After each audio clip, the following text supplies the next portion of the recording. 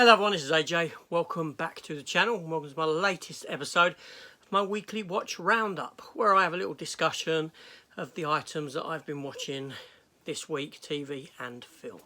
So let's not kick around waiting, let's get into it.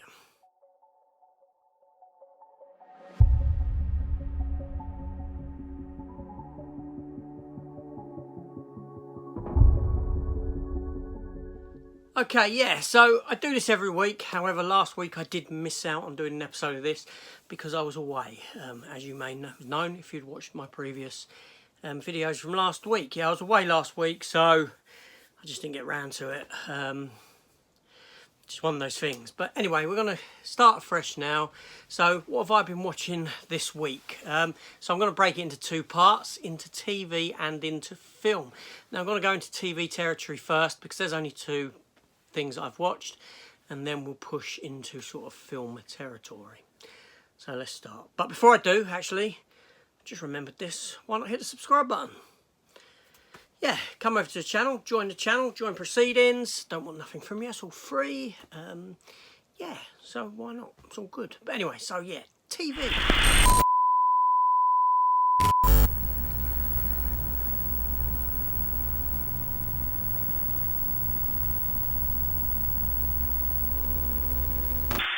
Okay, so the first thing I watched this week was Star Trek Picard.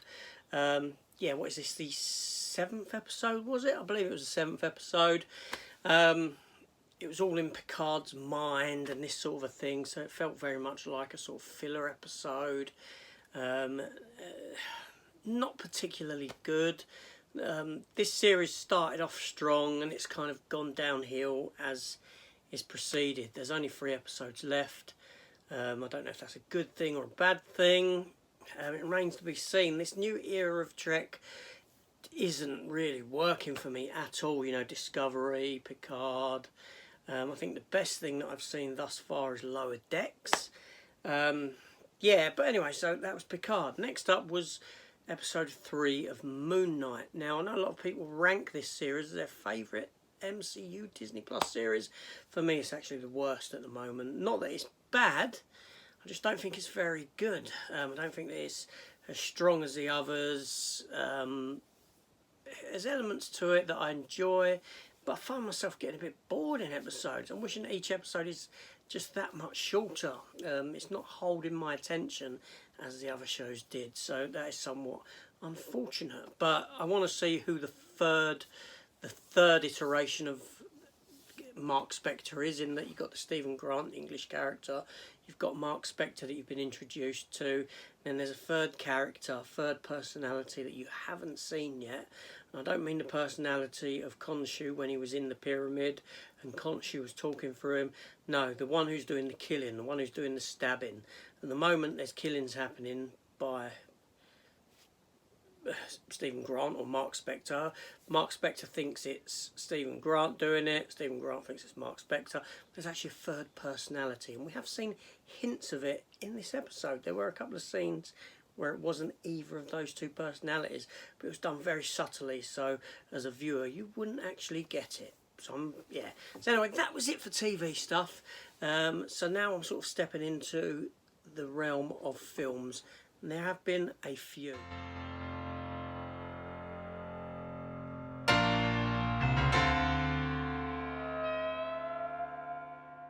Okay, I'm going to start off with Constantine, House of Mystery.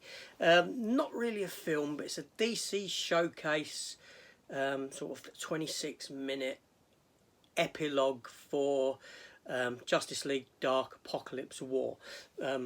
Justice League Dark Apocalypse War is the final chapter of the DC animated universe, when they've done these sort of 17-18 films that fit into one sort of continuity, that they sort of spread into each, culminating in this Apocalypse War story where the Earth is pretty much destroyed, loads of heroes were killed, and Constantine at the end of that basically told the Flash, create another Flashpoint, wipe this out, start afresh, even though it'll wipe us all out.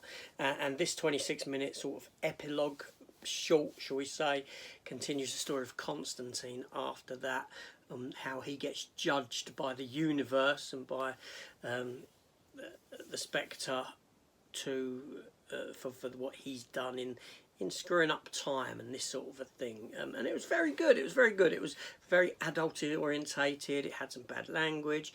It had a bit of sort of mild sexuality to it, between Morbius and Zatanna. It was very bloody. It was very good. So yeah. Next up was Morbius. While I was away, I decided to go on a cinema trip to see Morbius. I fell asleep at one point during the film. It wasn't a very good film at all. I didn't mind Jared Leto in the role. Now, I don't like Jared Leto as an actor. I don't particularly like him.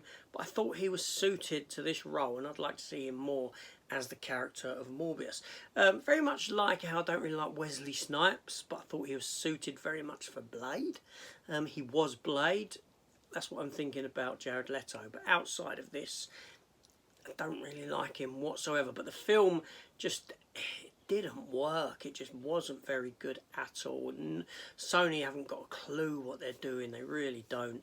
You know, obviously Marvel, the MCU are doing Marvel Studios are doing the Spider-Man films for Sony. They kind of just hit lightning with Venom. Venom, not particularly great film, but it was fun. This film's just dull and boring, and I'm getting it on physical media, don't get me wrong, because I get every comic book related movie on physical media, and maybe in 10-15 years time I'll be like, you know, not so harsh on it. But there you go. Next film I watched was The Cellar, new horror film, Irish production, filmed in Ireland, but starring the girl next door's Alicia Cuthbert, Jack Bauer's daughter in 24. And I was very impressed with this film. I was very impressed with the directing, the cinematography. It's not an expensive film. It's not, you know, full of special effects or anything like this. Tiny bit. It just had an intriguing story, an intriguing idea. It does for numbers what Jaws did for the sea.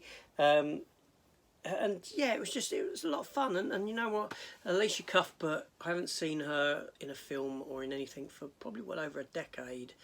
And I wanted to see how she'd sort of progressed as an actress. I know she has been in TV stuff, but nothing I've watched. But I wanted to see what she was like as an actress now, after the time that I haven't seen her. And she was very good. I really enjoyed her performance within this film. And I think the director of this, or the writer-director, the same guy, possibly is of interest, as in there's a sort of talent there that should be mined. It was very good. And then next up was The Unbearable Weight of Massive Talent. Yes, Nicolas Cage's new one. I had the opportunity to see it. I jumped at the chance because I love Nicolas Cage. I think he's fantastic, even though he does make a lot of dross now, and a lot of the dross I don't watch, but back in the day he was my favourite actor. And this film, Nicolas Cage and Pedro Pascal just had this on-screen chemistry that was just electric. It was fantastic. They played off of each other so well. The film is funny. It's highly quotable. Nicolas Cage just, you know, mesmerises in this sort of performance of his this caricature performance of him. You know, he's taking him and he's taking the mickey out of himself, and I like it when an actor has the ability to do that, to look at themselves and laugh at them and the situation that they've got themselves into as an actor and their career and all that. So that was a very, very good film. It's out at the end of this week. I do suggest going to see it. But if you're not a Nicolas Cage fan, then it ain't going to be for you. But if you are a Nicolas Cage fan, then yes. Anyway, that's it. That's me done. That's what I've watched this week. So if you enjoyed that video, and please hit the subscribe button, hit the notification bell so you can keep apprised of my upcoming content. Why not leave me a comment down below, let me know what you've watched, if you've watched any of this stuff, what you thought of it, and all that. This is AJ. Thank you for your time. Thank you for watching, and have a good week if I don't see you in the week, and catch up with you soon. Goodbye all, and Be good.